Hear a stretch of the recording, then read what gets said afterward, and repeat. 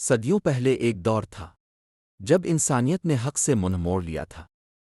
زمین کی فضا میں دھول اڑتی تھی، بتوں کے گرد ہجوم لگا رہتا تھا، لوگ بے جان پتھروں کے آگے سر جھکاتے، ان سے امیدیں لگاتے، اور ظلم، گناہ، تکبر اور ناانصافی معاشرے کی بنیاد بن چکے تھے۔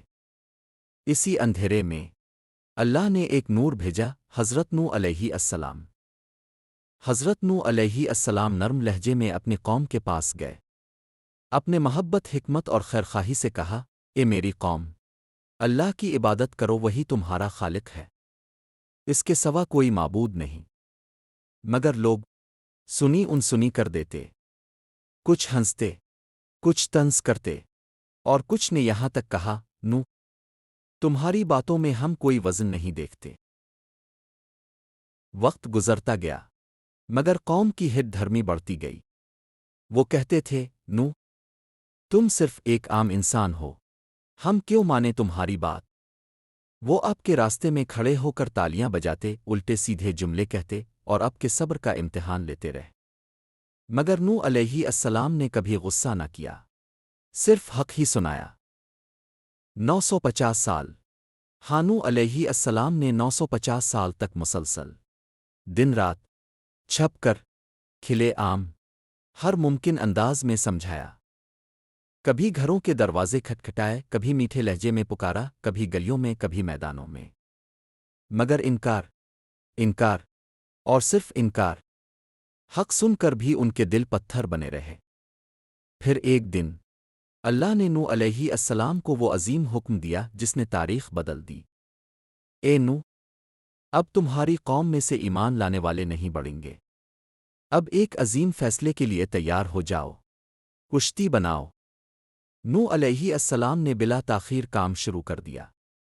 اپنے ہاتھوں سے درخت کاٹے، لکڑیاں کھونٹے گاڑے، اور ایک ایسی کشتی بنانی شروع کی جسے دنیا نے کبھی نہ دیکھا تھا۔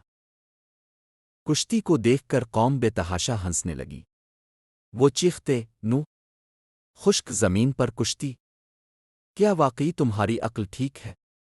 نوح علیہ السلام جواب دیتے، آج تم ہمارا مذاق اڑاتے ہو، کل ہم تمہارا مذاق اڑائیں گے جب عذاب آئے گا۔ پھر آسمان کی رنگت بدلنے لگی، بادل گرجنے لگے، ہوا کا شور بڑھ گیا، زمین کی تہ سے پانی کی آوازیں آنے لگیں۔ یہ وہ لمحہ تھا جب اللہ کا فیصلہ ظاہر ہونے والا تھا کہ حکم سے زمین کے ہر کونے سے جانور جوڑوں کی صورت میں چل پڑے۔ کوئی گرایا نہیں، کوئی بھاگا نہیں، سب سکون سے کشتی کی طرف بڑھتے گئے۔ یہ منظر اللہ کی قدرت کی سب سے بڑی نشانی تھا۔